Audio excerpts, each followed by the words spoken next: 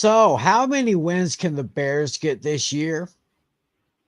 How many losses do you think the Ravens will get this year? And what does Justin Jefferson's record breaking contract mean for CD Lamb? Well, we're going to find the answers to those questions and many more as we get you ready for our annual 4-week preview. Rip, just checking out the division previews. Our 4-week series begins tonight right here on Fantasy Football Fever, which starts, I'd say, right about now.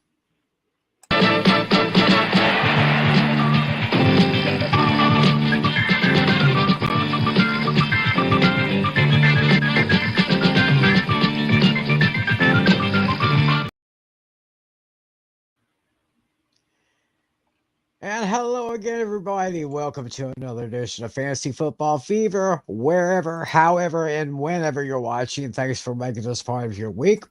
It is Thursday night, May 6, 2024. Great to have you all here. My name's Tim Clellan. You know my buddies, the host of Hooked on Sports, Sean Flynn, and of course our league commissioner, John Natale. Guys, how you doing? Doing good. I'm doing good. All right, we're doing okay. Lots of things going on in the NFL. We had some contract signings. We got teams on their mandatory OTAs. It ain't going to be too much longer. Just a couple of more months before the actual training camp starts when we get to whittle all the field down to the starting players and who's going to be on the starting roster and who's going to be, of course, on the practice squads. But we'll get to that in just a moment. Hey, Daniel, how you doing, buddy? Happy Thursday to you. Thanks for watching. Make sure you spread the word about our show. Tell all your friends about us. So it's great to be here. Looks like we're probably going to be for the next few weeks. We'll be here on a Thursday since I think Flynn's got a scheduling issue. So we're going to adjust to Thursdays for probably about the next month or so. So y'all be on the lookout for that. Why don't we go ahead and start with our hot topics? And of course, probably the biggest hot topic right now in the NFL is the brand new contract that was signed by Minnesota Vikings wide receiver Justin Jefferson. Let me see if I can get back on the that page and check it out. The specifics on Jefferson's contract here. I had it, then I lost it. Here, let me check the team news right here. Let's go to the team page here on ESPN. But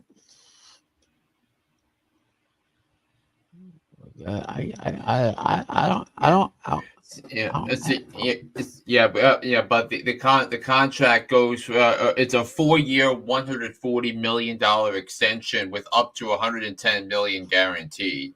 So this makes Justin Jefferson the highest paid non-quarterback in the NFL at $35 million a year in terms of average annual salary on a contract, surpassing Nick Bosa of the San Francisco 49ers, who makes $34 million a year. Okay, so Jefferson gets that deal, and it's going to be locked in for a few more years. Looks like he's going to have the veteran Kirk Cousins under center, and of course, if anything happens to him, then you got JJ. What's that? Kirk Cousins is now in Atlanta. Remember, that's why they drafted JJ McCarthy. Oh, yeah, right. I keep thinking this. So they got JJ McCarthy under center now. So Jefferson's got that deal. So now you think the next domino would fall to Cowboys wide receiver CeeDee Lamb. And CeeDee Lamb had probably the best year of his career in his young career so far. And you can also make an argument that he was he was one of the best, if not the best, receiver bar none in the NFL last year. I mean, so and some of his games down the stretch were unbelievable. Because I'm thinking of that game against the Lions where he had like 200 yards receiving and a touchdown, including a 90-yard bomb on I think their second possession of that game. To cement basically cement the 2 seed. So now that this leaves the Cowboys in a predicament here because you have CeeDee Lamb, who is a free agent at the end of this year. You have Dak Prescott, who is a free agent after this year, who has the salary cap hit of close to $60 million, and then you also have Micah Parsons. So who has a contract? Who's a free agent after next season? So you have three of your big time players under contract limbo, and so the question is how are you going to pay all of them? So I think I would ask you guys this. So if you had to let one walk with CeeDee Lamb, Micah Parsons, Dak Prescott, who do you let walk? Ooh, that's a really tough one. Yeah. If I had to pick, I would say probably I think Dak would be the odd man out. Yeah. I would tend to agree with that. I mean, that's a very tough one. Yeah, but if he's going to go somewhere else, of course, he probably would want to be a starter.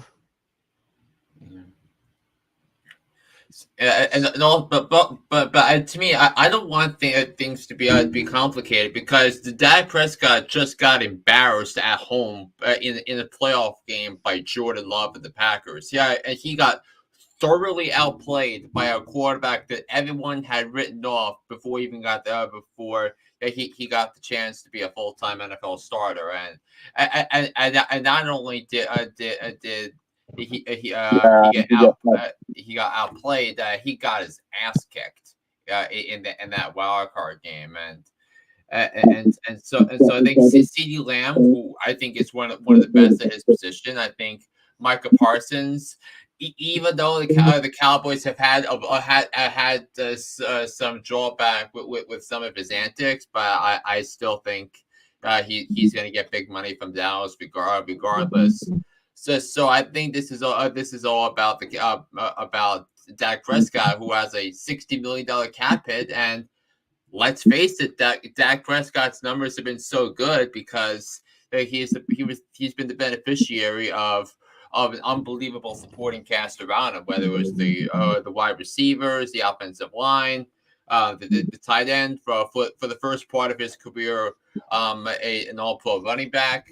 So I think Dak's the odd man out, but I think because the Cowboys waited so long on CeeDee Lamb, and you think of the other receivers that have gotten paid this offseason, like Devontae Smith, like Jalen Waddle, now Justin Jefferson. Now you have CeeDee Lamb, who held out of minicamp.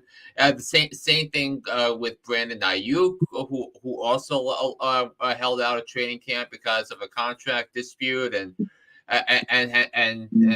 a situation that the 49ers knew was coming, hence why they drafted Ricky Pearsall with their first round pick out of the University of Florida. So that's been a really big topic of conversation there. And speaking of the 49ers, the 49ers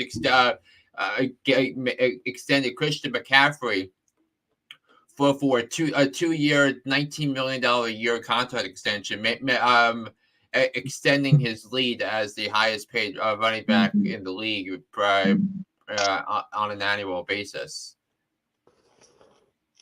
Oh, so what was that? McCaffrey? Yeah, Christian McCaffrey. Oh yeah. Oh yeah. Yes, I mean, think about what I think, guys. Think about what Christian McCaffrey has been for the San Francisco 49ers since he was acquired via trade. He like changed everything for Kyle Shanahan. Oh, most definitely, most definitely. Ever since okay,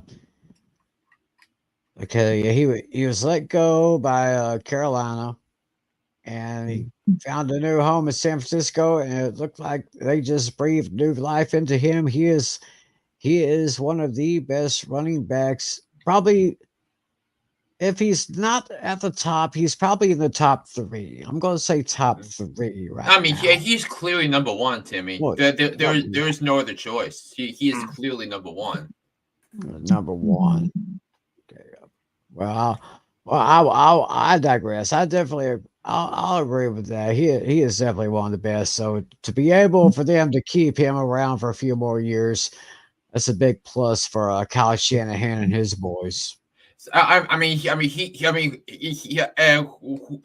going to be the number one pick in everyone's fantasy football drafts come later this summer. I mean, Yep. whoever gets the first overall pick in our league is going to be drafting Christian McCaffrey with the first overall pick. Mm-hmm. Oh yeah. Fair enough. Oh, I agree. I agree. So,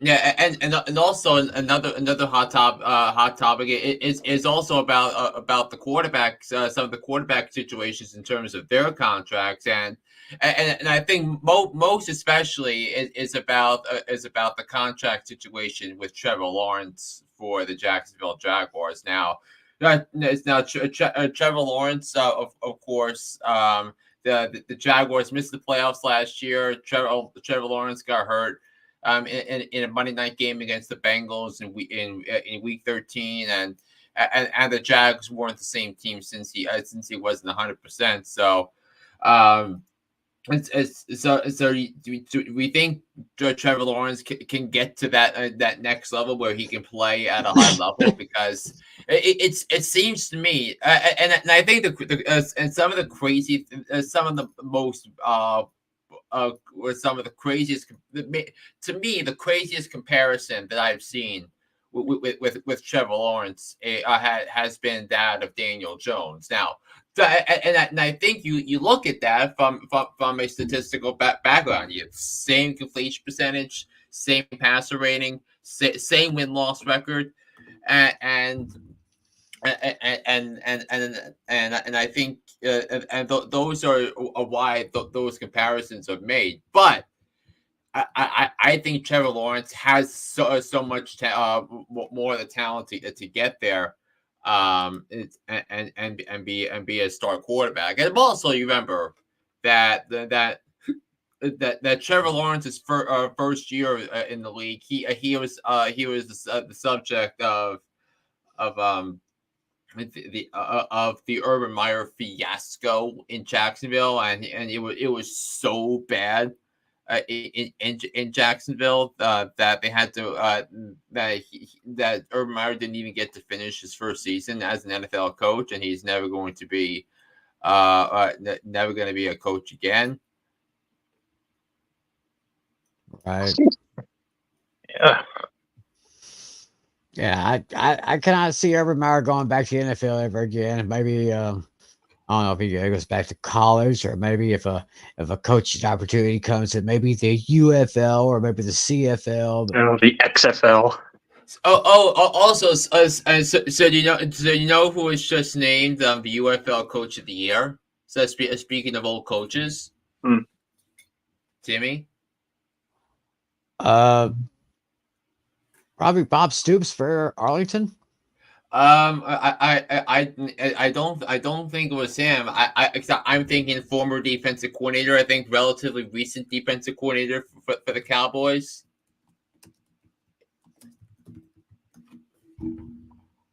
It's not dang. Oh no, it was Lane Kiffin. No, it's the coach of the Michigan Panthers. the coach of the Michigan Panthers.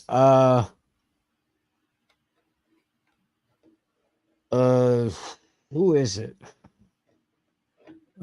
He was the Cowboys defensive coordinator of the year before, and he only lasted 1 year because it was so bad. Mike Nolan. Oh yeah, Mike Nolan.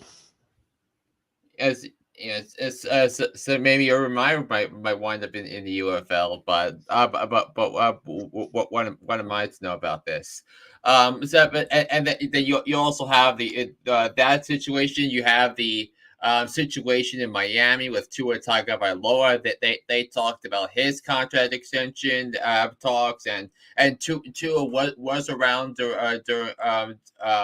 around team facilities this week, so for that sake, I think that appears to be a good sign. But again, it's the Dolphins. The Dolphins are in a similar case where the Cowboys are, because the Dolphins have given out so much money to Tyreek Hill and to Jalen Waddle, and you have to pay players on your defense too, and so what's Tua going to be?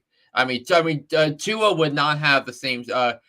Yeah. There are very few teams where Tua Tagovailoa, and I don't even think a team other than Miami would Tua have the numbers he put up last year. So because you have Mike McDaniel calling the plays, you have one of the best wide receiver rooms in the NFL when you look at Tyreek Hill and Jalen Waddle and to a degree Braxton Berrios as well. But I think that I don't know if Tua deserves that contract extension because A, he can't beat good teams, and B, he can't stay healthy. Right. So All right. Yeah, that sounds good. So let's see what else we got on the list of hot topics here. Yeah, I think that's pretty much everything here. Also, Larry Allen passed away since the last time we talked. Oh yes. Yeah. Everyone of all here, time. especially here in Cowboys Nation, Larry Allen, I've said many times before, the greatest offensive lineman to ever wear the star.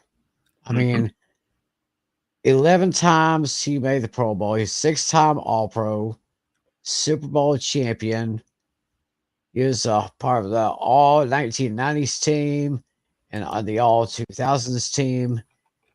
And of course, he was inducted into the Pro Football Hall of Fame. Can't remember what year that was, but I remember where I was. I was eating at a Genghis Grill with my brother, his wife, and his daughter, and we were just watching the Pro Football Hall of Fame. And then Larry Allen comes up, and oh my gosh, I'm so proud. And the one thing I liked about him was he said that he was basically a man of few words, and he probably used more words in his Hall of Fame speech than he did anywhere else. So, but yeah, he died this past Sunday. He was vacationing with his family in Mexico. Yeah, I think he was only 52 years old. 52 years old. I think I still don't quite know the cause of his death, but my heart goes out to his family, to his friends, and of course all of us Cowboys fans. There's another loss to family, but he will never be forgotten. Larry Allen, thank you, brother. Rest in peace. Love you. So with that being said, we're going to go ahead and jump into the main course of our show. Like I said, we're starting our 4-week series of divisional previews. We are going north tonight, and we will begin in the AFC North, which I think will be one of the most interesting divisions in the league this year, starting with the Baltimore Ravens. Last year they finished 13-4, won the division. They would end up losing the AFC Championship game to the Kansas City Chiefs by a score of 17-10. And according to Las Vegas odds, the Ravens over-under win total is 11.5. But before we get to those, we're going to take a look at some of the main fantasy rosters right now. Taking a look. Now, these were the Flynn, these were the finishing rankings at the end of the season last year. Yes, so these are the current projected. These are the projected rankings from according to Mike Clay over on ESPN. So, so Mike Clay has an exceptional document. If you go to his Twitter/X page, he has because he has pinned an 80-page document that contains projections for all the notable players that he thinks are going to make the 53-man rosters. I think you look at the rankings that they look at everything in terms of matchups, in terms of I mean, in terms of ranking all the players and all that, it is a great source of study material for that you'll be able to use for the next few months leading up to the start of the NFL season. So these rankings are from Mike Clay on ESPN. All right, and looking at here, the Lamar Jackson, fourth best quarterback in fantasy. Derrick Henry, that the Ravens got this year from the Tennessee Titans, ranked number 9 among all running backs in fantasy. Justice Hill at 64. Zay Flowers, what a great rookie year he had. With the Ravens last year.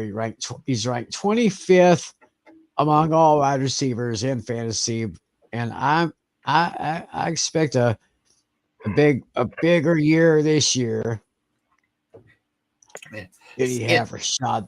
Yeah, go ahead, Lynn. Yeah, I think the Curb Your Enthusiasm for Zay Flowers is because of that because they signed Derrick Henry. That because the question is Todd Monken going to run the ball more because I think when the Ravens are able to run the football efficiently, they're going to win a lot of football games. However, but Baltimore lost a couple of pieces of key stalwarts on their offensive line. They lost Kevin Zeitler in free agency. They traded their left guard Moses Mogan to the Jets. So the Ravens have some questions on the offensive line. So I think.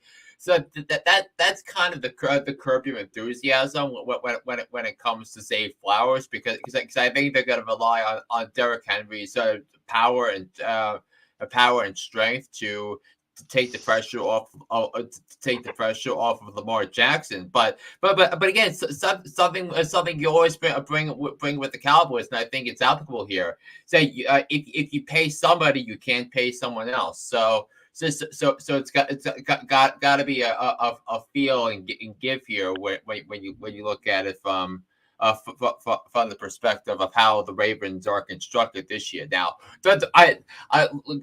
entering last season, the Ravens were the only AFC North team I left out of the playoffs because I didn't know about Lamar Jackson and his ability to stay healthy. But I mean, he stayed healthy, all right, and he wound up being the league MVP and got his team all the way to the Super Bowl, to the AFC Championship game, and the only reason they did not make the Super Bowl was because they made the team made two critical mistakes in the AFC Championship game. Remember, we're down 17-7. Zay Flowers tried to dive for the end zone. But I think Algerius Sneed stripped the ball away, and he had it was a fumble recovery touchback, and then Lamar threw an interception in the end zone the next possession.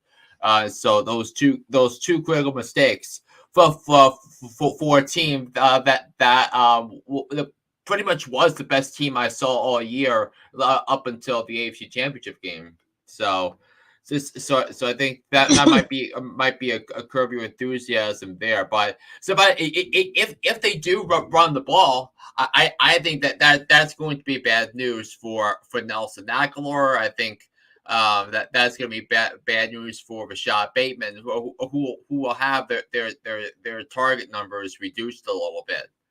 But Zay Flowers can get to 1,000 yards this season, but I think it's definitely going to be a wait and see on that one. And also too, you'll have Mark Andrews, and Isaiah Likely as a tight end. You remember Mark Andrews got hurt at the end of middle of the season. Isaiah Likely was a big stalwart after that and kept the line going. And Isaiah Likely was a popular a pickup piece for fantasy playoffs last year. So the Ravens should go back to the playoffs, but I mean, if you look at this division, I think it is the best division 1 through 4 in the NFL.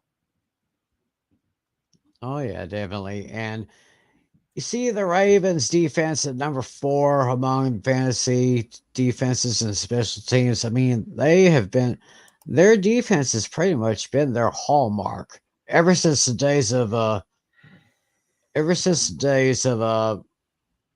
who am I thinking of? Ray Lewis. Mm-hmm. Ever since the days of Ray Lewis, I think he kind of set the bar for all those defensive players. And that defense has just been very good, top 5, top 10 every year since those days, and that's been one of their big hallmarks here. And now we looking at going to Baltimore with Joe Burrow and Zach Moss and Chase Brown, the running backs, and got Ja'Marr Chase, who I've got as my breakout player this year. But here's the thing: can you really consider Ja'Marr Chase a breakout player? Because because he's.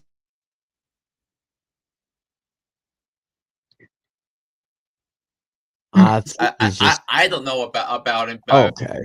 Okay. Well, yeah, I may have to call an audible on that one, maybe, because Burrow's best known for throwing the ball. So if Ja'Marr Chase, he's probably going to get maybe double teamed a long time. So maybe go to Tee Higgins. Maybe he's 26th among the wide receivers in fantasy. Yeah, and also for Tee Higgins is on the franchise tag this year.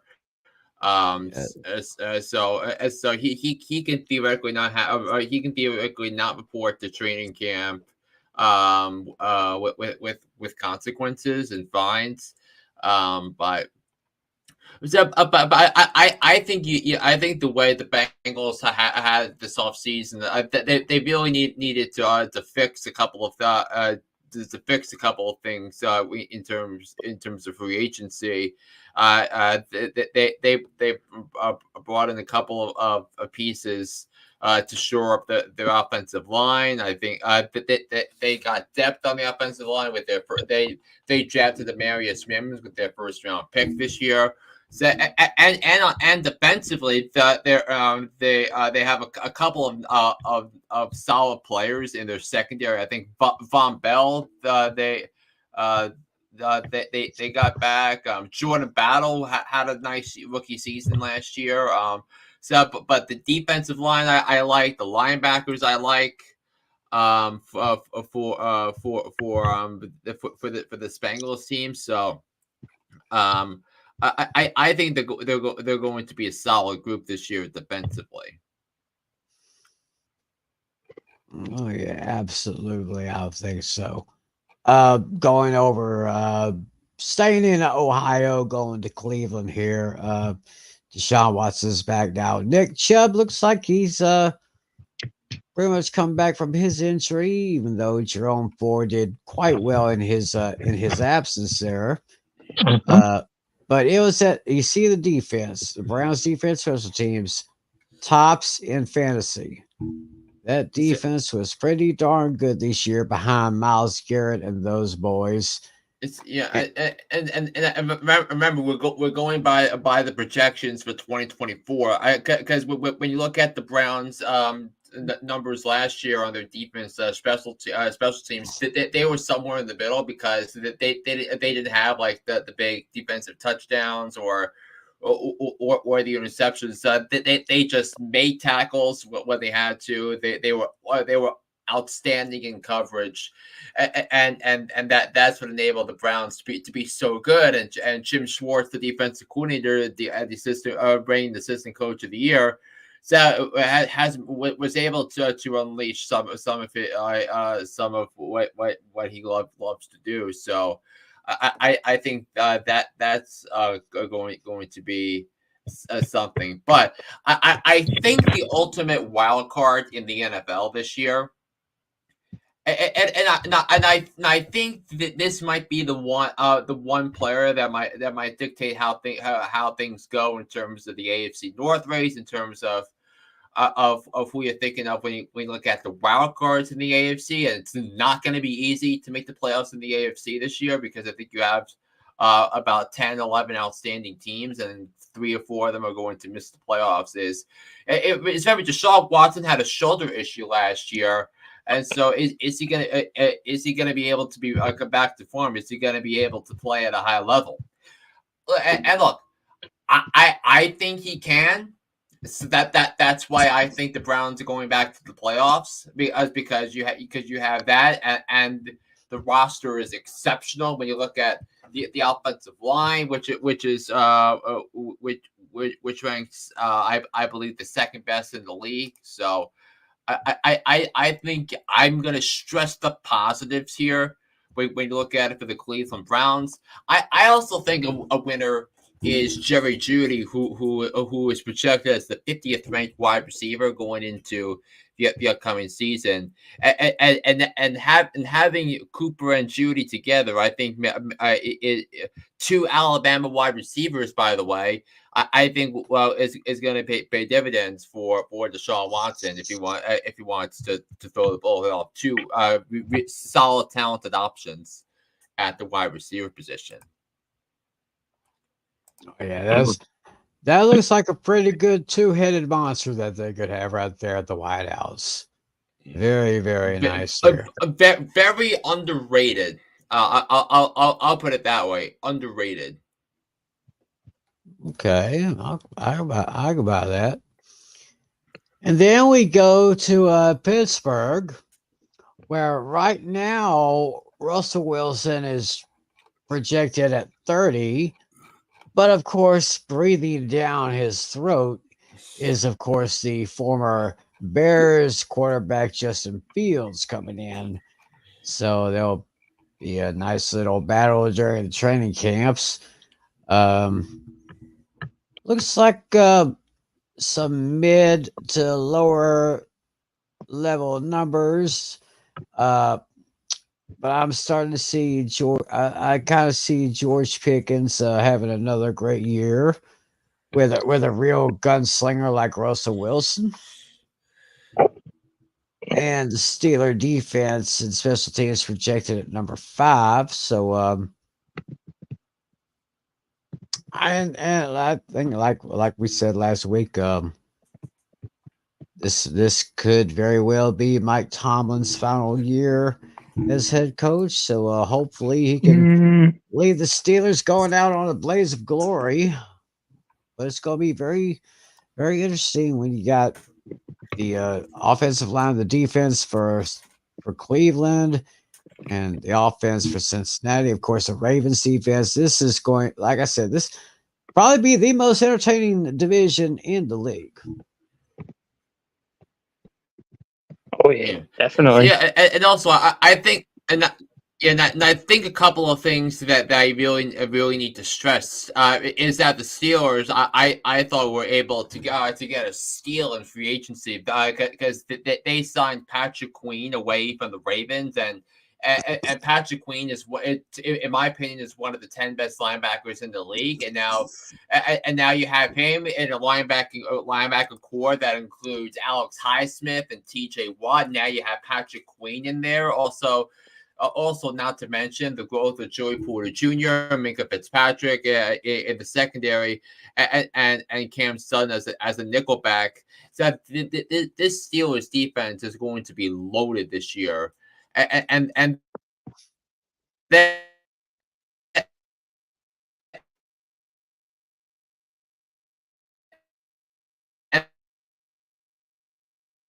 Looks like Flynn's probably froze up again. Mhm. And then you also, which I think is going to There be. he is.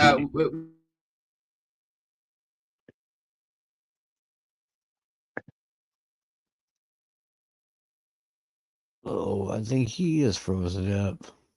Yeah.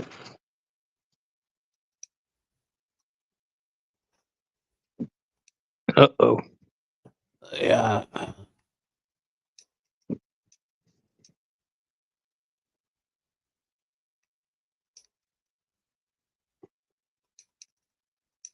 He is frozen up. Yeah.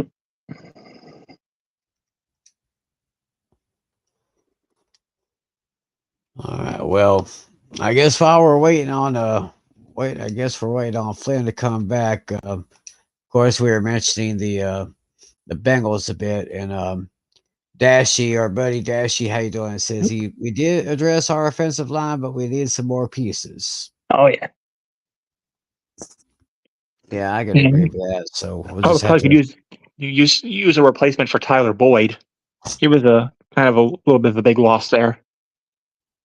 Yeah. So They lost Tyler Boyd in, I think, free agency. I wonder where he went. I think he went to the Titans. I can Yeah. look. Yeah. I'm gonna do a quick Google search on that just to be sure. Yeah. Tyler Boyd. Let's see. Yeah, he went to the Titans. Oh, to the Titans. Mm-hmm. Okay, so it's gonna be there. Let's see here. Let me see that. Let's see the Pittsburgh. Yeah, I got the Pittsburgh. I got their depth chart here. I got looks like the Steelers are going to basically start two guys, maybe three Ooh. rookies on the offensive line. Two definitely, but one there might be one more along with the tight end Pat Fryermuth at tight end, and so yeah, they did address the offensive line. I'll agree with that. So okay, what do you say? Look like we need another edge rusher, another safety, or another corner. We also need a tight end. Oh yeah, definitely a tight end there. Absolutely. Yeah. So So I'm back. So what are you guys on? Are you still on the AFC North? Nothing. You were finishing what you were saying about Pittsburgh, and then you got cut off. Yeah, I did get cut off. It's because I think I was talking about them getting Patrick Queen, and then you having an outstanding group of linebackers. And then the edge rusher unit is maybe the best duo of edge rushers in the league when you look at T.J. Watt and Alex Highsmith. Patrick Queen is a tackles machine. He's gonna be awesome. Fits in perfectly in Terrell Austin's defense in Pittsburgh. Yeah, and then you have you have that as well with the defense, and then offensively, did I talk about the Jalen Warren Najee Harris thing? I don't think so. No, I don't think we mentioned them yet. Yes, yeah, but I think, but Jalen Warren is someone you definitely might want to draft if you are in a PPR league. So our league is PPR, and Jalen Warren is going to be a more valuable asset than Najee Harris, because Jalen Warren is going to be the primary pass catcher out of the backfield. Then Najee Harris behind him is going to be mainly for the running attack under Arthur Smith's offense. And Arthur Smith, I could be someone that might maximize the running back room, and when if and when Justin Fields takes over, I think it's going to be a three-headed monster in the Steelers' backfield, and with an offensive line that's pretty much been transformed because they have a couple of draft picks that they completely remade that Pittsburgh offensive line, but. I think it's going to get better as the season goes along, but yeah. Well, that's basically our look at the AFC North right there. Yeah. And so I think we were talking about this before. So I think I was asking them for some breakout players from the AFC North, and I also think Natalia had a couple of people who he thinks he's going to be a little down on compared to most. So right. Natalia. Oh, what you want me to start? You want my duds? You're saying? Yeah. In the among the AFC North teams. Let's see. I put potential dud as Najee Harris, is based on how well Warren has done the past season. It seems like he has earned that position as the running back one. It looks like right now he just barely has it, and like what you said earlier, he's a better pass catching asset than Najee Harris. And then and I think he might finish with more touchdowns, rushing touchdowns this season potentially than Harris. And second one I put here. This might be this is probably going to be a bit of a stretch because of his injury last season, but this is only because I think Father Time might be catching up to him. Mark Andrews. Yeah, I think he's finally reaching that Father Time moment. He's probably not that player he once was. Isaiah likely could be next in line to run the tight end crew. I think he might, if he has another good season, he might emerge as a tight end one potentially, if and when should something happen to Mark Andrews down the line. But if he stays healthy, then I'll definitely be proven wrong on this one. But I'm a bit skeptical that he stays healthy this season. Sounds good. Yeah. I think among the second tier players, I think the one I'm most excited about, and like the name I definitely think should be watched is Chase Brown of the Cincinnati Bengals. Now Chase Brown was a fifth round pick from the University of Illinois last year, and his career at Illinois was really good. I mean, because in each of his last 2 years, when he was playing behind Tommy DeVito at Illinois, he put together 2 1,000-yard seasons, and in each of those two seasons, he put up he averaged 5 yards a carry. And then in the draft he had some outstanding explosive abilities and outstanding speed abilities, and he's one of the most athletic running backs that has come out of the draft in recent years. So if Chase Brown gets an opportunity to start, and we'll see what the Bengals think about Zach Moss, because the Bengals felt they had to sign someone to replace Joe Mixon. But I could see a scenario where and even during his limited time last year, he looked the part. The eye test says he'll be a good running back if given an opportunity. So I think Chase Brown is someone who I think could wind up finishing as a top 30 back this year. Interesting. So Natalia, we were talking about, I think Flynn was talking about maybe some fantasy studs coming out of here, what, you got one or two? My studs. Let's see. I'll give my Browns and my Steelers one, I guess. Yeah, the Browns. I'm going with Nick Chubb. Last season he had an injury. He only played for 2 games, so he's definitely long overdue for a bounce back season. And I think he's going to get that. I could see possibly 8 rushing touchdowns, maybe double digits, because this Browns team is stacked with talent right now. But I gotta tell you, Breece Hall somehow was able to be a number 2 running back a year coming off an ACL tear. Mm-hmm. I am very skeptical that Nick Chubb is going to replicate that. And when is Nick Chubb going to be ready to play again? True. That's also because he towards ACL. It takes 10-11 months to recover, and then more time without injury to get back to full speed. So that's the reason why Nick Chubb is ranked as low as he is. Mm-hmm. On the board. Otherwise, it would be he'd be a short bet first round pick in fantasy football leagues everywhere. Yep. Yeah, I'm gonna have to put a big question mark on Chubb because I had him as a fantasy stud here. Yeah, and then my other one. Let's see. I think I'm gonna pick George Pickens from the Steelers.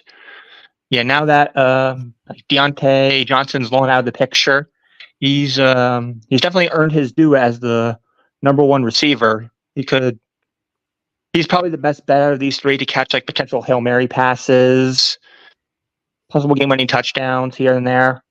I could see a good connection with Wilson and Pickens as long as Wilson remains the starter.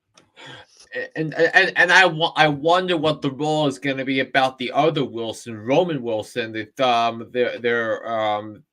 I think he was their 3rd round pick out of Michigan, and Roman Wilson played a big role in the Rose Bowl Right. against Alabama. So. Mm-hmm. So like maybe Roman Wilson finishes the season as the Steelers' number 2 receiver. Yeah, that could happen. Yeah, Van Jefferson doesn't scream number 2 wide receiver to me, but the numbers right there are up. No. They're only 1 apart. So no, we're definitely seeing it the same way.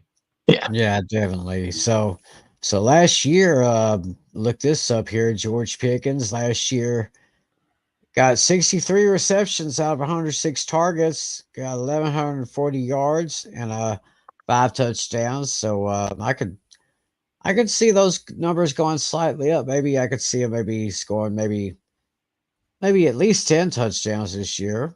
So I had George Pickens as my fantasy stud as far as Pittsburgh was concerned. I had for my fantasy star for the Ravens, I got to go with that Zay Flowers. I mean, that boy had a rookie season that you had to keep your eye on him. Like right now, he's as you see, he's projected at number 25. But if he keeps playing the way he did last year, I could see I could see his numbers going up a little bit. He got 108 targets, caught 77 passes for 858 yards, and scored 5 touchdowns. So I can see those Flowers. I can see those numbers going up as well. So. And I kind of had Ja'Marr Chase as my breakout for the Bengals, but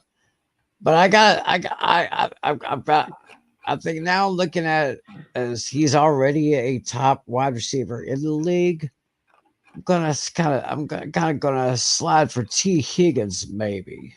Yeah, because if Ja'Marr Chase gets double teamed, all that, then you have your second option. You always go to Tee Higgins. So those are my 4 fantasy stars for this particular division right here.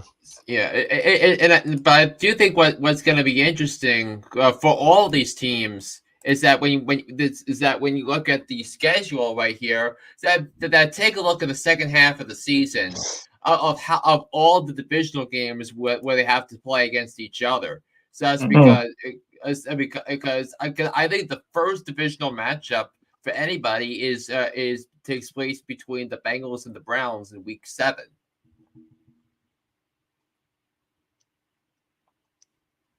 Yeah, and then you have and the Steelers don't the Steelers don't play their first division game until Week 11. Since Steelers 6 of the last 8 games are their 6 divisional games. Oh, yeah. So then looking at that, but then also for the Steelers, the fantasy playoff schedule is brutal because we talked about this a couple of weeks ago. They're at Philly, at Baltimore, home against Kansas City for fantasy playoffs time. So that's going to be really hard sell for me because basically on matchups where you're going to have to win games on defense.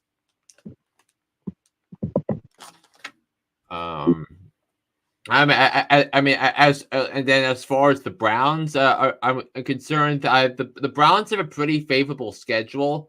I'd say the first several weeks of the season here, but before their schedule ramps up, after their bye week in Week 10. So then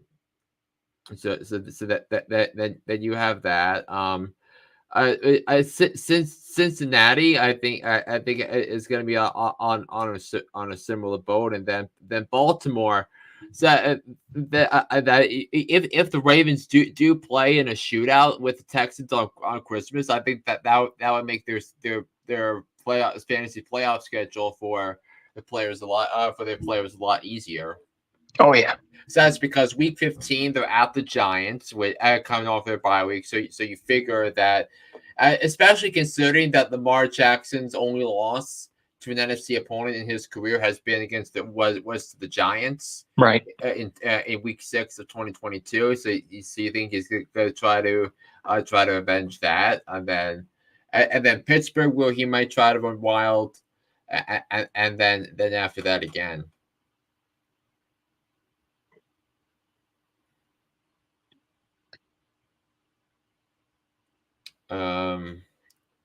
So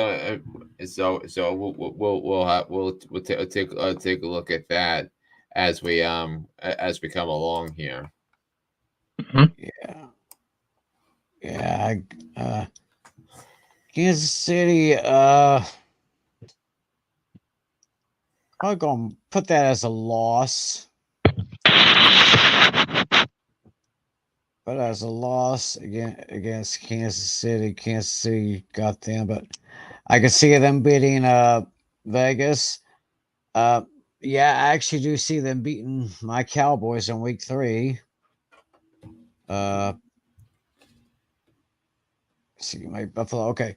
I did say the over under for the wins according to Las Vegas was 11.5. Oh, I'm taking the under on that. I mean, yeah, I'm seeing it the same way. So I don't think the Ravens' magic from last year is going to translate over to this year. Let's see. Down for. Okay, let's see here. 1, 2, 3. Chargers, right? Cleveland. Okay, 1, 2, 3, 4, 5, 6, 7, 8. I guess the only other. I actually see them sweeping the Steelers. So I think for all intents and purposes, I'm gonna have all the teams split with each other in terms of the division games. I could see that. So everyone's split. 1-1, nice. Through a 3-3 against everybody in the division. Hey, that sounds legitimate.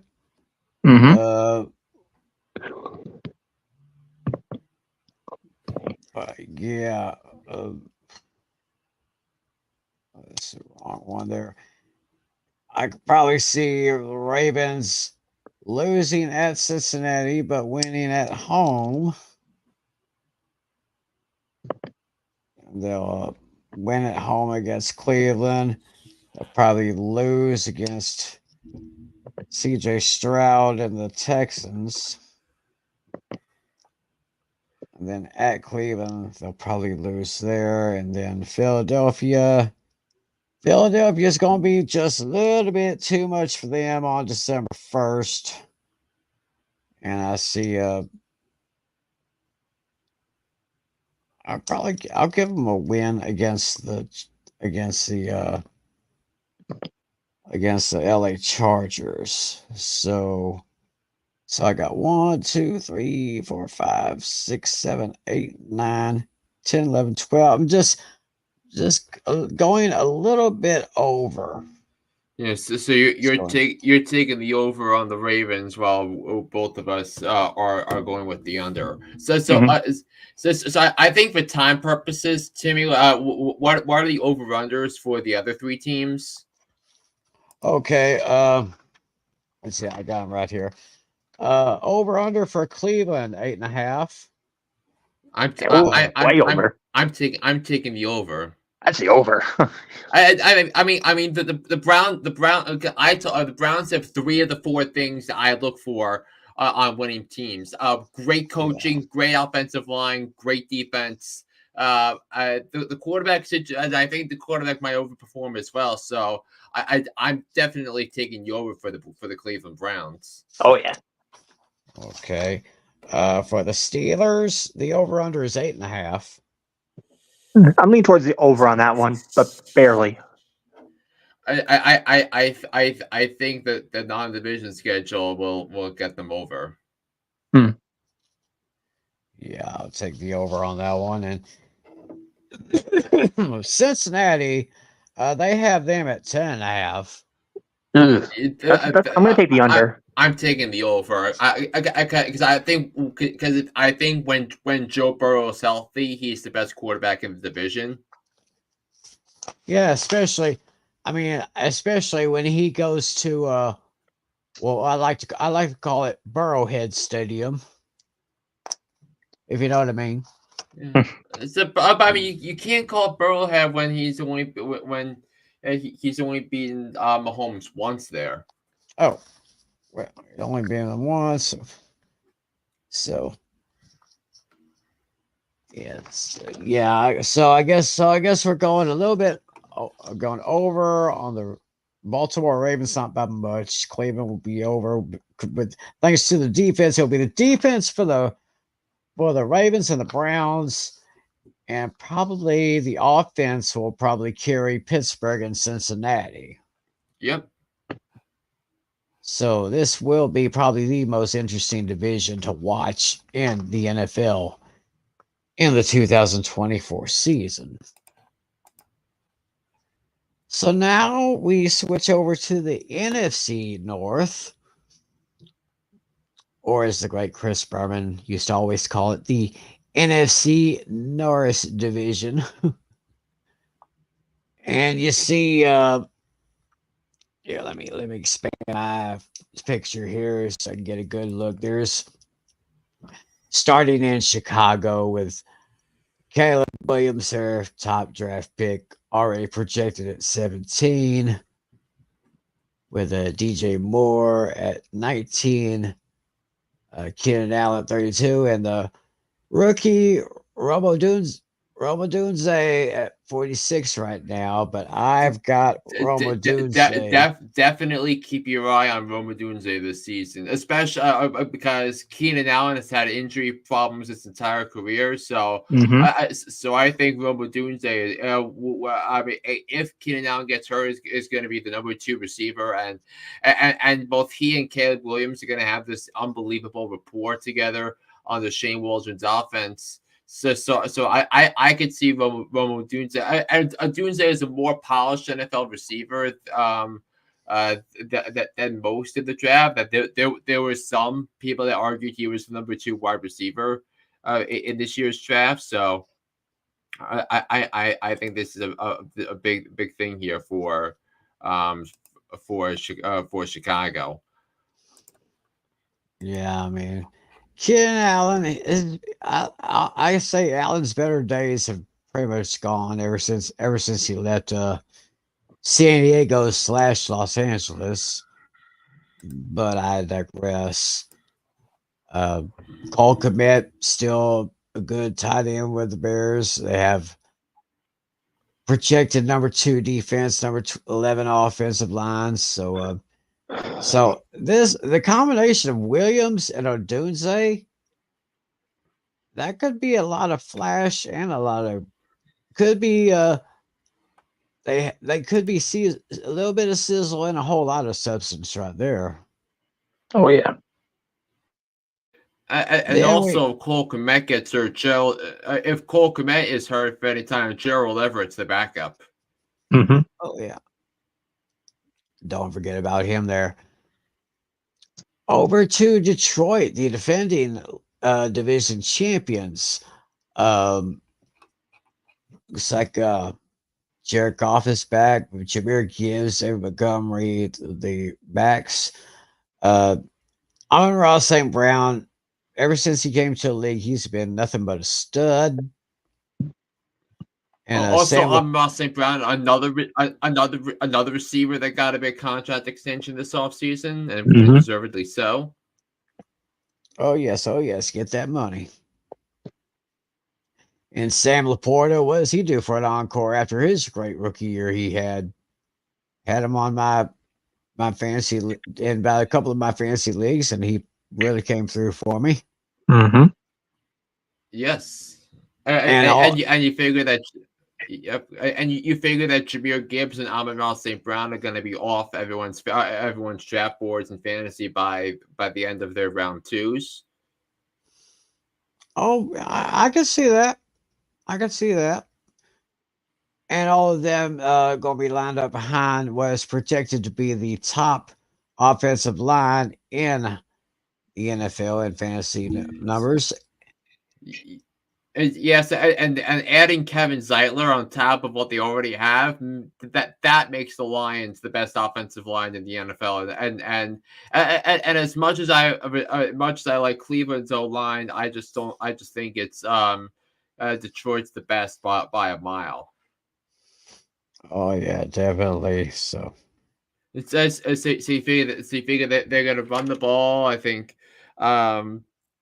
you figure a lot's going to be on the shoulders of a running attack, which with the two-headed monster is great, but the question is who's going to get your touchdowns every week, and I think your their fantasy values, Gibbs and Montgomery, are going to be touchdown dependent because on Mike Clay's board, he has both running backs getting over 800 yards rushing, but Jahmyr Gibbs is much higher in PPR ranks because he's projected because of his receiving abilities and his use as a receiver compared to Montgomery, where he's just a pure rusher. Mm-hmm. So once again, Detroit is going to be a very nice team to take a look at, especially another team, the Green Bay Packers. After they totally shocked the Dallas Cowboys in the first round of the playoffs, and as Flynn said earlier, everyone wrote off Jordan Love before he could really become a chance to be a star, and now he is ranked 13 among the running backs, with Josh Jacobs at ranked number 15 with Marshawn Lloyd. Christian Watson, I'm expecting him to have a bounce back year. In fact, he is my fantasy stud for this year. Yeah, so you can make a strong case for both for either Christian Watson or Jaden Reed. I put Reed on mine. Yeah, you can make a strong case for both for either one to be a top 30 receiver in fantasy, and thus make them both of them are both valuable flex options For those that have the RB with running back, wide receiver, tight end flex, I think both of them are going to be valuable as a result. I mean, Josh Jacobs is a solid RB2 for your fantasy teams this year. I could definitely with their strong offensive line. I could definitely see so it's because the Packers' offensive line, according to my chart, yes, it's number 10 on our list. So I could very much see Josh Jacobs overperform and maybe have 1,000-yard season. I remember Josh Jacobs had signed a lucrative contract to go up to go up there. So go from Vegas to Green Bay to play for Matt LaFleur. Yeah. So look for Green Bay. Of course, they finished 9-8 last year, lost in the NFC divisional round to the 49ers. Yeah, and they you also look at and they definitely needed a bolster the safety. I mean, Save McKinney alone makes the safety group a competent bunch. So because if you look at Javon Bullard and Anthony Johnson Jr., you're not looking at NFL caliber safeties, but the defense everywhere else is solid. Otherwise, you look at Preston Smith, Rashawn Gary, Kenny Clark, on the defensive line. So I think it should be a solid type of year for them. Definitely.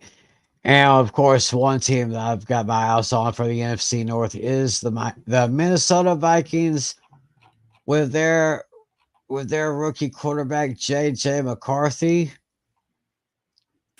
and he's going to have. I think his connections with Jordan Addison and Justin Jefferson is going to be it's going to be pretty tight. In fact, I have Jordan Addison as my fantasy stud for the Minnesota Vikings. Last year, he was targeted 108 times, got 70 receptions for 911 yards and 10 touchdowns. Yeah. So if things go well, I could see Jordan Addison maybe getting almost 1,000 for this year. So yeah, and then flip it the other way. Because Jordan Addison took full advantage of Justin Jefferson's injury last year, and he became while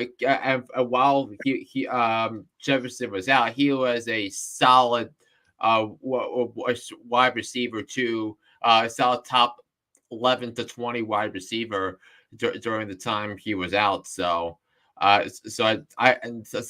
getting weaker corners with Jefferson now fresh off of the record-breaking contract extension, I think that's going to be great as well. And then we'll see about the role of T.J. Hawkinson as well, Aaron Jones in the backfield.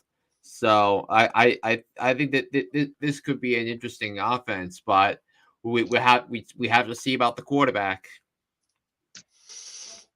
Yeah, we'll have to see what this young man could do.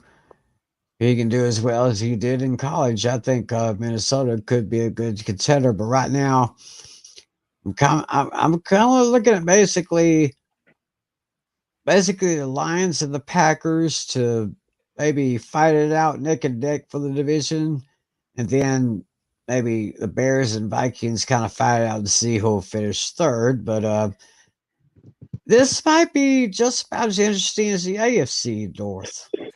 If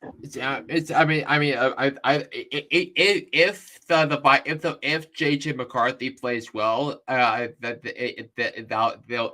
be an argument on that. But Natalia, I know you had studs for this division as well. Yeah. Tim already mentioned a couple of them, but I'm gonna name. I guess I'll go my main one, the Packers, I'm going with Jalen Reed. I didn't want to copy you, thinking because since you put Christian Watson, I'll just counter with Jalen Reed. They're like a 1A and 1B of receivers, so I think both of them could potentially get an equal share amount of targets. And yeah, I mean, I wouldn't be surprised if Jalen Reed becomes the number one receiver this season. I mean, I mean, as long as Christian is healthy, that's not going to happen. But maybe being someone that steps up when teams opposing coordinators are key in on stopping Christian Watson. And look, I think because remember Christian Watson was hurt a little bit last year, and then that allowed opposing coordinators to focus on going after the quarterback. So that's that story. And you had another one? Not really. I think you kind of already mentioned a couple of names I said, but I guess another one I'm going to say Caleb Williams. I think he's going to have a breakout right away. If the Bears have a good start to their season, like anticipated, he could be an early favorite for Offensive Rookie of the Year.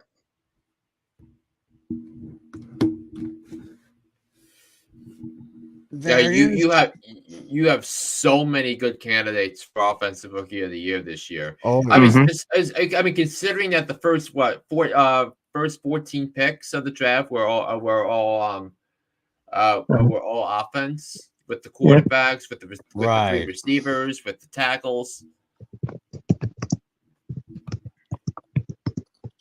Oh yeah, definitely.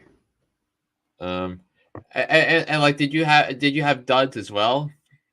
I have a couple. For the Bears, I'm going with DeAndre Swift. I see this newly renovated Bears offense being very heavy passing, leaving little running opportunity for Swift and Herbert. I wouldn't be surprised if Williams uses himself in the rushing game. But yeah, I see this more of a pass catching thing than a running thing. So I don't see too many touchdowns for Swift and Herbert here. Most of the touchdowns I think are definitely going to come from the offensive side. I mean the receiving side. And then another one, I basically evaluated it the same way. The Lions, I have David Montgomery. I mean, with Jahmyr Gibbs obviously being very solid the last season, he's obviously going to get a bulk of the carries. Montgomery's not going to get many opportunities. Yeah, he was such a big letdown for me in the first round of the fantasy playoffs last year because Jahmyr Gibbs got all of the goal line carries, and that was one of the reasons why I got in my other league I got knocked out in the first round. Right.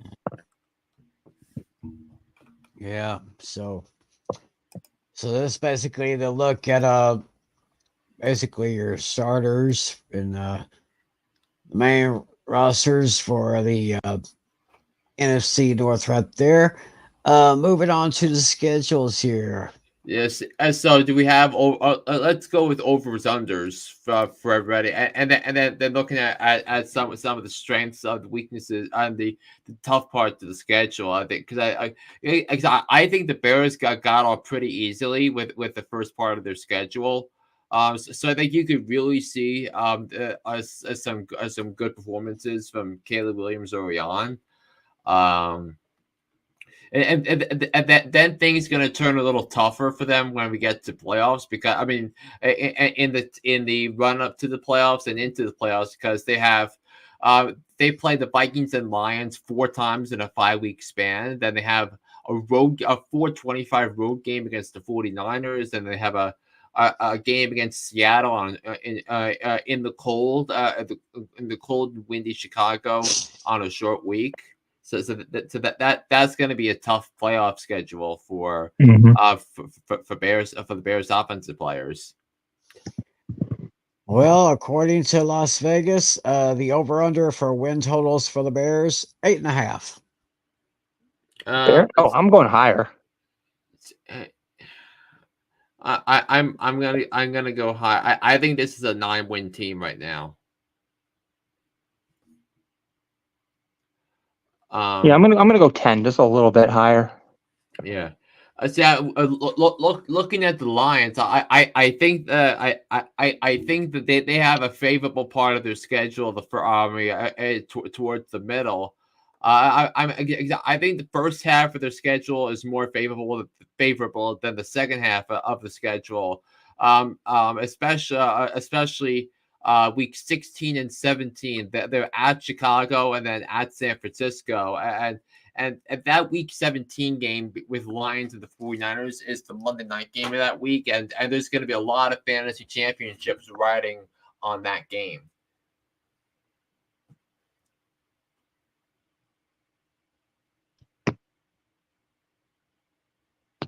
Did I have my muted? Oh, there we go. Then looking at the Lions schedule, their over under is 10.5. I can't stress enough how much I like the over on that one. I think on who, the Lions or the Packers? The Lions. Oh yeah, absolutely. Lions. Yeah, I am kind of leaning toward that too.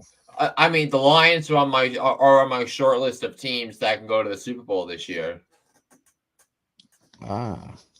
Also, one thing to note about the Lions. So, and I think it's important here. I mean, the Lions totally revamped their secondary this offseason because they got Carlton Davis, in a trade from Tampa. It's they upgraded at safety. I think they made a couple of signings there. So I think I think to me that was the part of the line I was most concerned about. 400 yards in each of their 3 playoff games, but I believe this. Now I think this is part of what I wanted to see from the roster. So I think that was real something they needed to improve on. All right. Looking at that Packers schedule, it's looking pretty good. Their over under numbers, according to Vegas odds makers, their win total over under is 9.5. Ooh, that's a tough one. So I could see them as an 8 or 9 win team. That one's really difficult. I'm probably gonna lean towards the under though. Going under, I may go, slightly under. I mean, I agree with Natalie. This one's a little too close to call. 9.5 sounds almost about right. Almost like right in the middle there. Almost spot on. So, but I mean, one of the things that puzzled the league the most last season was how Jordan Love had so much success. So you got to figure that opposing defensive coordinators are going to figure out a way to adjust to Jordan Love. Now, can Jordan Love make the adjustments the other way? So I think the Packers are due for a minor setback this year. See, maybe 8 or 9. That's what I see. 8 or 9. And as far as the Vikings are concerned, their over under win total 6.5. I think they're gonna win 7. I think they're gonna win 7 or 8 games. So I'm gonna go with the over. Yeah, that sounds about right. I agree. I agree with Flynn on that one. So yeah, it'll be interesting to see. That will probably be one of the best 2 matchups for this thing. Again, seeing Daniels against McCaffrey. That is going to be. That's going to be prime. That's like primetime television right there. It should be prime time. But that's so those are the schedules for the AFC North. Yeah. Yeah. Tim, I thought of a trivia question just now. I don't know if you guys came up with one or not. I did not. So let's take care of it. Alrighty. I think I kind of got one too, although my information coming up with this question may not be accurate.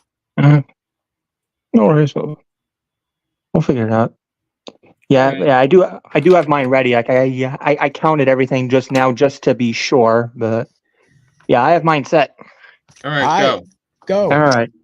Hey, I was talking about how possibly Caleb Williams could win Offensive Rookie of the Year.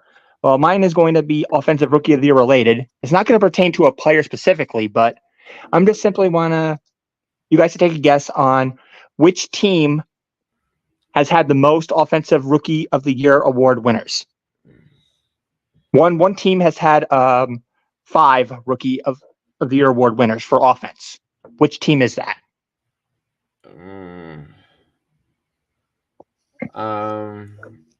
Wow, that's a good one.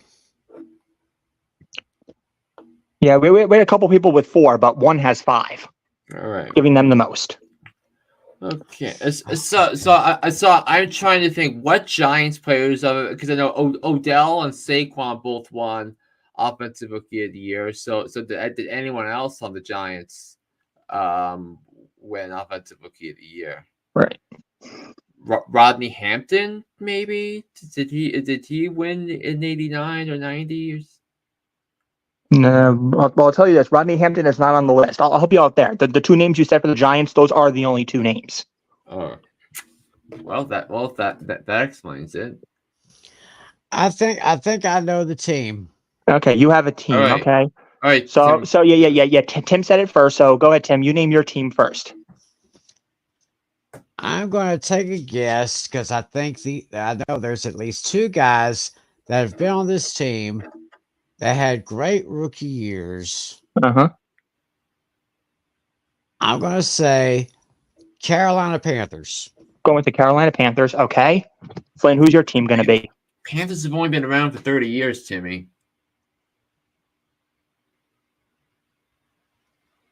So it can't. I don't think it's. It's Carolina. Yeah. But, yeah. Tim, I'll give Tim another guess because the Carolina Panthers only have 1, and that was Cam Newton. 1? Oh, I thought they may have had 2 with Christian McCaffrey. So it's got to be one of. It's got to be one of the more historic franchises. Yeah. Okay. All right. The most. So go ahead. So yeah, I guess Tim kind of misunderstood what was going on. So I'll let you take another guess, and then Flynn will make his guess.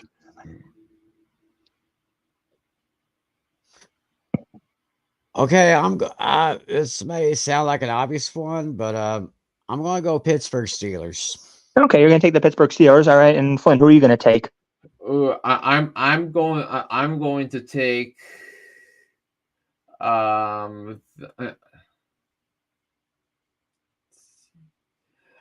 let's see. I'm going to take the Packers. Okay, let's see. We'll start off with Tim. Tim said the Pittsburgh Steelers. Pittsburgh Steelers actually had 3 players, so good effort there, pretty close. In 1972, it was Franco Harris. 1984 was Louis Lips. And then 2004, Ben Roethlisberger.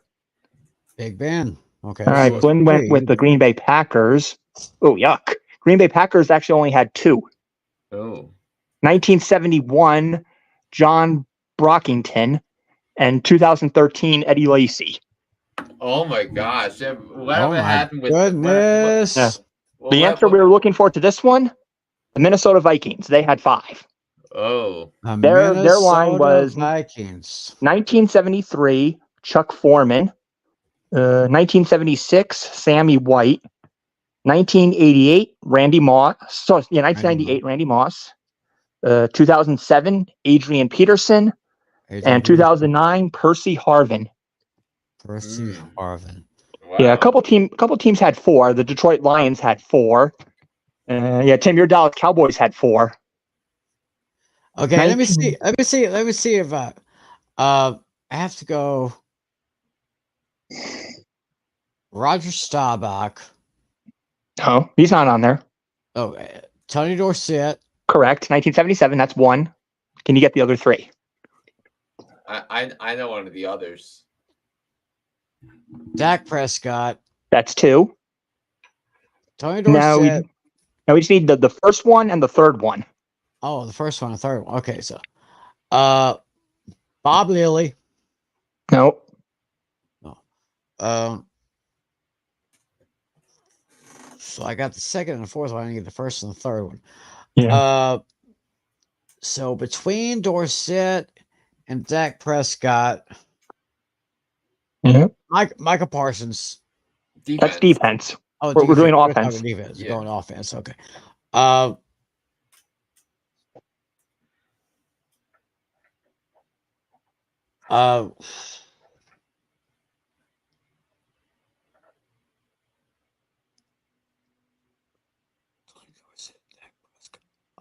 my goodness. Yeah, I mean the first one. I'll tell you, the first one's gonna be a tough one because that was from before you were born. Oh, okay, so But the third one, you're definitely missing a very obvious one. I mean, it could be any of them. To tell it could be any of the triplets. True. So Here, I'll help you out here, Tim. I'll give you the year for the third one. 1990. I know that one. The University of Florida. Yep. Who eventually would become the NFL's all-time leading rusher. Yeah. Emmitt Smith. Smith. And the first one is way back. Yeah, those are from before you were born, so I'm not sure if you've even heard of them. It would have been from 1969. 1969. Well, actually, let's see. Well, actually, no, he's still living. He's 77 years old right now. 77. It was 1969. So he had to have been on the Cowboys' first Super Bowl winning team in 71. Leroy Jordan. No. So he's a running back. Oh gosh. He was a running back. Oh, Bullet Bob Hayes. Not him either. It was Calvin Hill. Calvin Hill. Oh, Grant Hill's father. Okay. All right. Okay. So you have heard of him then. Well, 2 out of 4 ain't bad. Yeah. Okay. So. Yeah, I wasn't sure if you heard of Hill because he was from before you were born, so I wasn't even sure if you would have known him. Yeah, I know him. Oh, I guess I know him by knowing his son, Grant Hill, who is a basketball player. Right. Okay. Now, my question, like I said, my information may be a little sketchy on this one. Alrighty. Like, I was trying to Google this. I tried to ask Alexa. Not now, Alexa. Okay. Because, I said her name and it came on because I've got one of those things. But anyway, my question is, and I'll give you a clue with this one. Which head coach has the most division wins but did not get a single playoff victory? Ooh. And I'll give you a clue. It has to do with one of the 8 teams that we talked about tonight. Oh,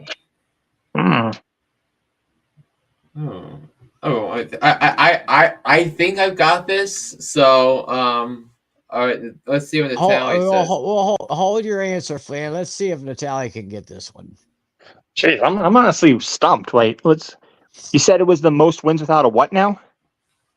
Actually, most division wins, right? But not a single playoff victory. Okay.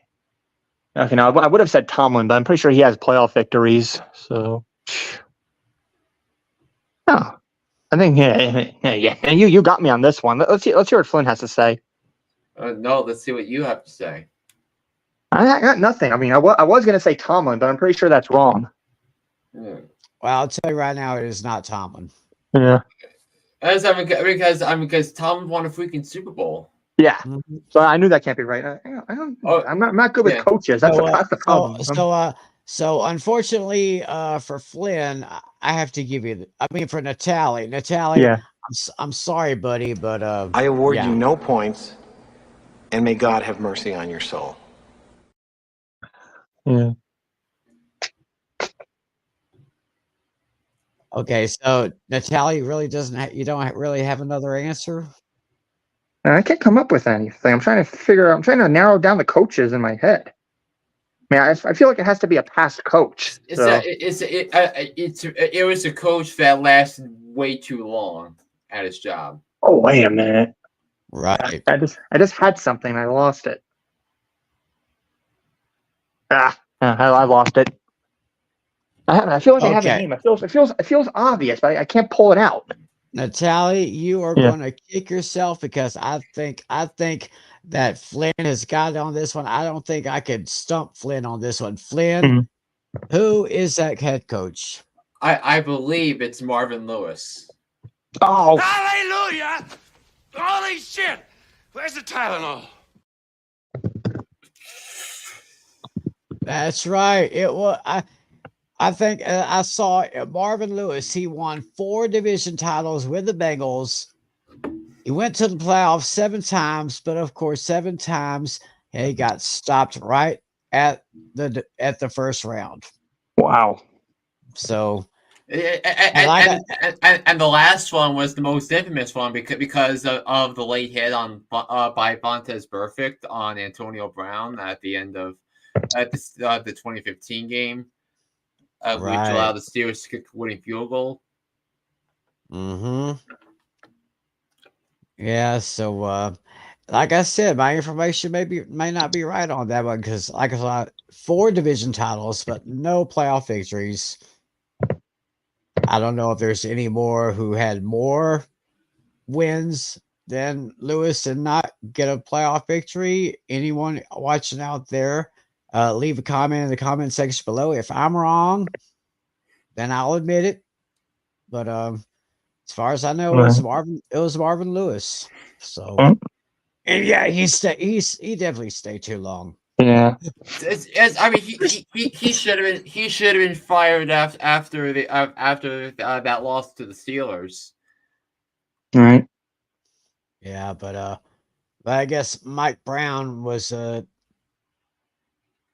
was just about as hard-headed as Jimmy Johnson. I mean, Mike Brown had no idea which way was up. I mean, for the 90s, the Bengals were in the wilderness, and they had no idea how to get out of it.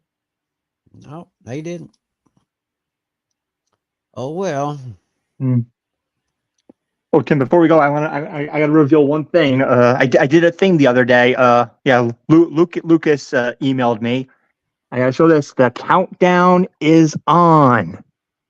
You see that timer, folks? The countdown to the draft. Our draft. August 30th. Watch those seconds tick. We're 84 days, 20 hours, 42 minutes, 54 seconds, and counting. Yep. Yeah, ignore the 6 p.m. That's 6 p.m. where I live, not where you guys live. 12 weeks away. Yeah. Just 12 more weeks and we are getting it on. Yeah, Lucas emailed me a couple of days ago and asked for the time to get set. So I'm like, why not? I'll just do it. Okay. I mean, yeah, that's our date, bearing any setbacks. As long as nothing comes up with our jobs and stuff like that, that's the date. Well, thank you, Lucas, for that. Yeah. And we will definitely keep that in mind. But of course, we got a lot more to talk about between now and then. Yeah, we got the South, I think, is next, right? That's right. And I think we can schedule for next Thursday night. Right. Sounds good to me. Yeah. Okay with you, Flynn? Yeah, I should be okay for next Thursday, but we'll see when it gets there. Okay, yeah, just let us know. So next week we're going to go south. We're going to talk about the AFC South and the NFC South, which, in my opinion, will be 2 divisions that, yeah. Mm-hmm. So, there's definitely a couple. I think the AFC South is going to be more intriguing than people think. Oh yeah, especially with what the Texans did, the Texans season last season. So, yeah, you have three considerable contenders in that division, and I would and the Titans might be better than people anticipate as well. So I think that's going to be interesting. But yeah, so we'll basically do the same thing. We'll take a look at the fantasy rosters. We'll take a look at the schedules, give the over-unders, and do the same thing. That'll be part 2 for next week's show. We'll talk about the AFC South and the NFC South. So, before we go, pieces of information here. First of all, the Boston Celtics cruise their way to a victory in Game 1 of the NBA Finals, taking down the Mavericks by a score of 107-89. Yep. And elsewhere in sports, the Oklahoma Lady Sooners have become the first team in history to win 4 straight Women's College World Series. Yep. Oh, wow. Yeah, I saw the thriller against Florida the other day. It was an exceptional game. A lot of drama. It was intense. That both teams rode on every pitch. It was a great game. And of course, this Saturday starts the Stanley Cup Finals between the Florida Panthers and the Edmonton Oilers. And of course, there's so much great sports information that I know John Flynn is going to give you on his next edition of Hooked on Sports. When do you think we can get that?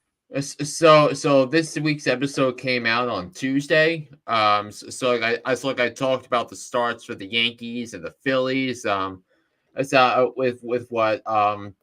With how Juan Soto changed everything for the Yankees. Now he did come out of tonight's game against the Twins because with shoulder discomfort. So we'll see how that transpires. I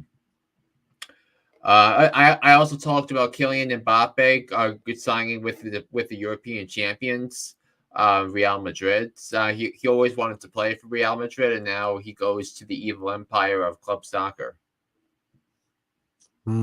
So, all right. So, it just recently came out. So, y'all go to your favorite podcast sites and look up Hooked on Sports with John Flynn, and you'll get all the information. Yeah. And of course, we'll all be back next Thursday to talk about the AFC South and the NFC South for our previews as we continue our 4-part series. Flynn, thank you so much. Natalie, thank you. Yep. And thank all of you for watching us. Please, if you like our stuff here, subscribe to my channel, ring the bell so you'll know when the next video comes out. Miss anything, go to our previous episodes. We got some great stuff coming. And like I said, only about 12 weeks away before our league draft. And there's so much more to do, and we'll get to it. So and there's the countdown once again. Yeah. Here we go. 12 weeks away. Yeah. One more time with that reminder. So anyway, for my buddies John Flynn and John Natale, I'm Tim McClellan. Thank you so much for watching our show. Have a great weekend. Enjoy the sports. Thanks for watching. God bless you. And remember, be a good sport. See ya.